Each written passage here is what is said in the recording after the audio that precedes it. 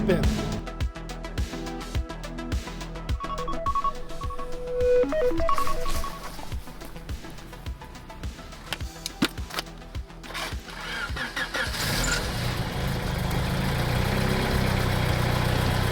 First track day with the Honda Civic EK hatch today. Kind of wanted to bring you guys along and kind of give you guys a video in regards to like what to expect.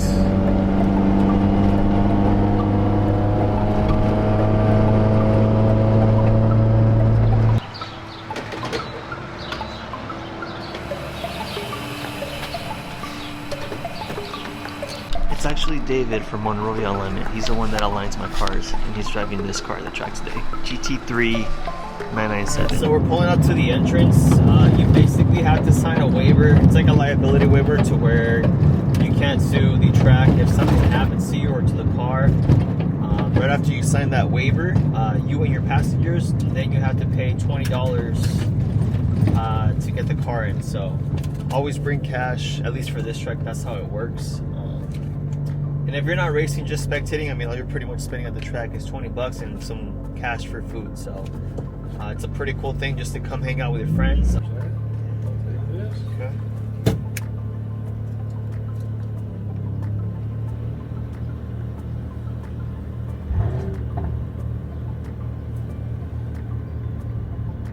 Thank you. You're good.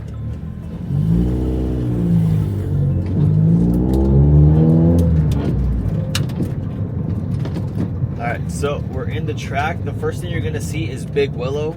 We're pretty much trying to get to Streets of Willow, which is the much smaller track that's better for a much smaller car like this. He's here. I hope he does. Yeah, that'd be kind of cool. Well, the thing is, there is like a car show happening today. Oh, I heard there was a car show over there, right? By Big Willow? So we're gonna see some cool cars. Got an Evo 10.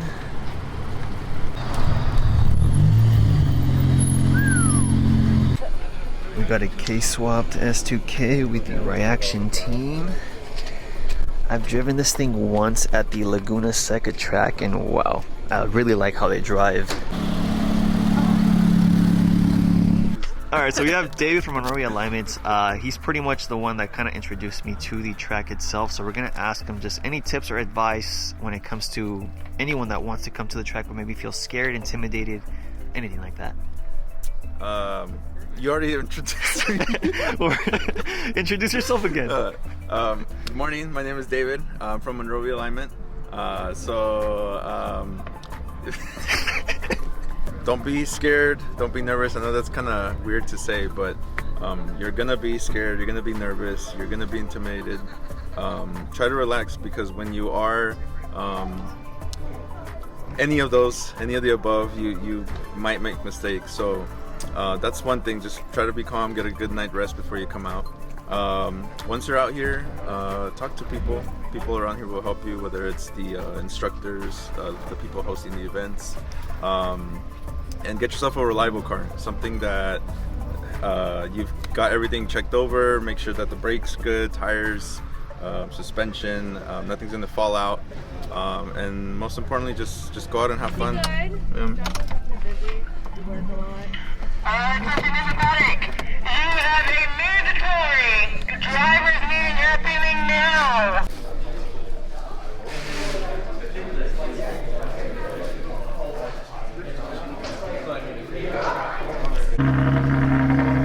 Fast boy. What's up, man? Roll cage. It's a whole different beast now. Damn. This car looks completely different than it looked like 2 weeks ago. Full interior, and now it's just completely gutted. What made you make the change? I didn't want to do any like halvesies. It was really, do you dedicate yourself to the track and just go all out? Full race car? Yeah, full race car. The in-betweeny stuff, there's too much give and take, so safety was number one for me if I was going to really be out here and try to learn how to drive fast. Yeah. So that's what we went out to do, and continue, dude. You gotta trust the process. Damn. This is a K24, right? K24A2. K24A2 Dulso. Super lightweight chassis with a torquey motor. So this event is pretty much being hosted by Team Topek. They gave us this little sheet, which is basically a schedule of what you're gonna run. So obviously it's gonna depend on your skill level. There's beginner, interlow 1, interlow 2, and advanced. So 4 different sessions, 20 minutes each, that you're going to be out at the track. And this pretty much starts from 8 a.m. and it ends at 5 p.m. You don't have to stay for the whole day, but some people do and just kind of try to get as much seat time as possible. And we'll see how the EK does today. I'm super excited, super nervous. The tachometer isn't working and it's not letting me rev past 4,000. So I started doing it like a day or two ago, so hopefully it doesn't affect us too much on the track, because the car's slow as it is, and the fact that we can't rev it past 4,000 RPM just makes it way harder to basically keep up with something like a K24 swapped off Soul or a Porsche GT3. So you've never even driven this car on the street? No, This is your first time ever driving it on the The track? most I've driven it was off the trailer and right here. Like, no joke. And he's about to go into the advanced group. That's crazy. What is your advice or any tips or anything that you got to say to someone that maybe is watching this and wants to come out but is really scared because they don't know anyone or they just don't know, they've never been on the track? Well, I think the intimidation factor is more like imposter syndrome. Yeah. But when you come into organizations or run groups that do events like this, Yeah. You do feel at ease. There's a lot that you don't know until you come here, and once you start learning the rules and learning, safety and pass by instructions and stuff like that, it feels a lot better. Yeah. The track will humble you if you try to think that you're just gonna get the fastest time out there compared to other people just because you feel fast on the street. Yeah, street and track are two different monsters. Huh? Or the canyons, right? Yeah. It's a completely different thing. The lanes are wider. Speed-wise, you might not be going as fast as you can on the freeway, just because there's turns, but it's technical. It's really gonna bring out a lot of challenges that you haven't expected. Yeah. And yes, that can be intimidating, but the good thing from it is that the more you come, the better you get at it. Yeah. And you can review your videos if you record yourself. Other people at the track that have similar cars, I think this is probably the number one thing, is they'll give you guidance and their experience to help you drive better on the track. Right. So I'm sure you've had that too happen with your car. Right. So yeah, I would really just say, just come out here. If you're thinking about it, you're already halfway there. All you gotta do is just do it. Yeah, just do it. They got a Sentra, or in Mexico they call these Surus. That's crazy.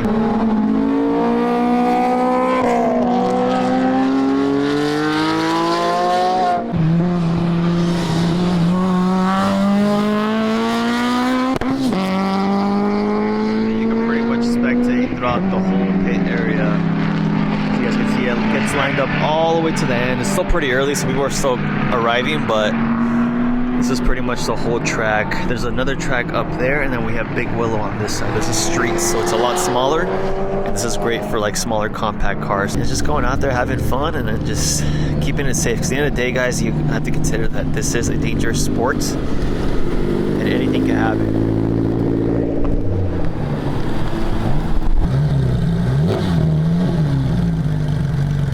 What was it? This thing is so sick. So sick? So sick. Your review on the GT3. Dude, insane. If you can get one, if you can get a loan, if you can sell your car, sell your soul, just get one. Yeah, dude, it's fast. It has grip. And I don't even know what the limit is right now of grip. Like, it just wanted to keep going. Brakes when you want it to. It's a driver's car. Yeah, for sure, 100%. So compared to the EK, how do you think it's just no comparison, There's right? no comparison. Yeah. This car was built to race. That car was built to commute. Go to the go to the grocery store.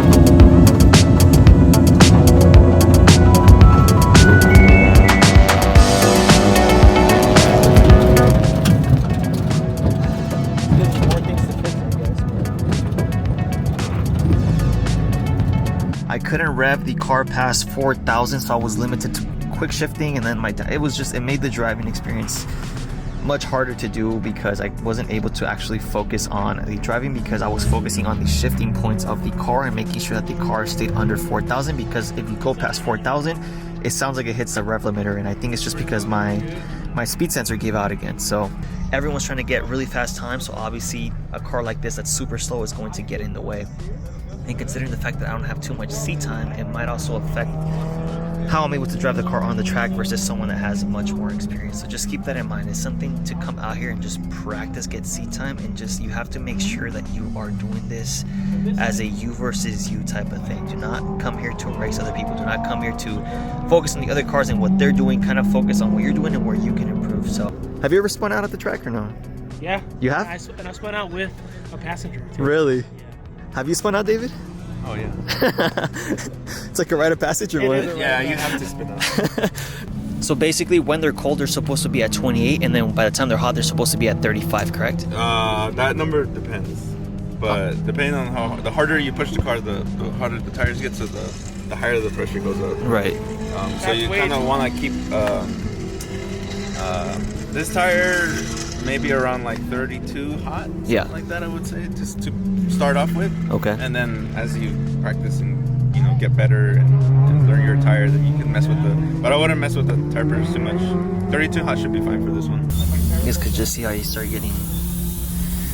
getting really sticky. So I'm a big fan of the Kumo X's V730s. I ran these on the RSX, and I did a couple track sessions with these, and this is the first time I'm trying them out on the Streets of Willow. So these are 225/45 R15s on a Koenig Ultragram 15x8 plus 35. I forgot the specs, but all right. So my tire pressure was all over the place: 34, 28, 20, and then 21 in the rear. So these are too low. I'm gonna go ahead and set to 28 all around, and then we'll see how it does on the second run. It should feel better.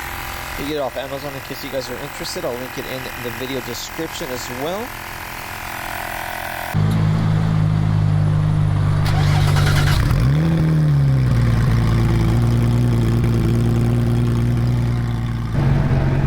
How do you feel?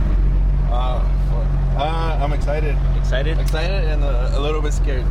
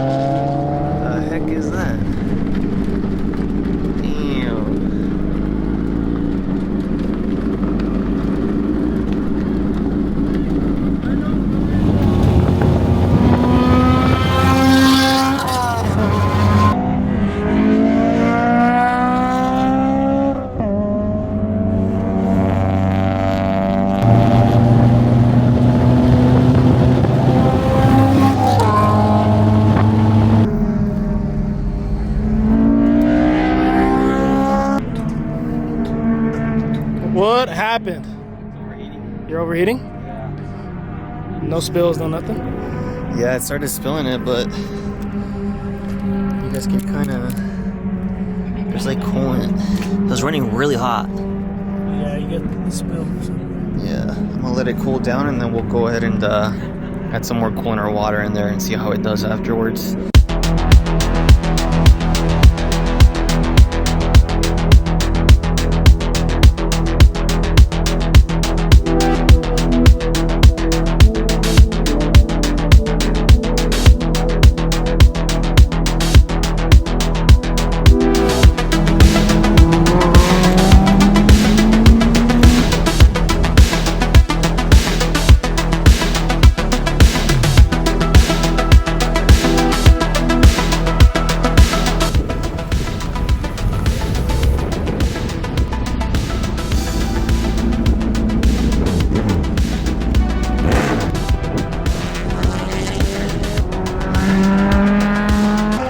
Alrighty guys, that's pretty much it for today. It does get very tiring once you're out at the track for an extended period of time, especially over summer. I think the main point to anyone that wants to track is just do it. You meet a lot of people, you get to really explore your car's limits and yourself as a driver, and you're always able to improve. If it's something that you want to be competitive in, I could see it becoming a really big hobby or really big type of lifestyle, because people are literally getting like racing licenses. People are literally modifying their car just single-handedly to bring it to the track to get better time. So it's something that is a whole sport on its own, and it's something that I myself want to get into over time. I understand that this is going to take years and years of practice. Of course, coilovers by Right Action, tires by Kumo, wheels by Koenig, and X-Bar and tie-bar from PLM. So far as modifications, I plan on doing the seats, interior.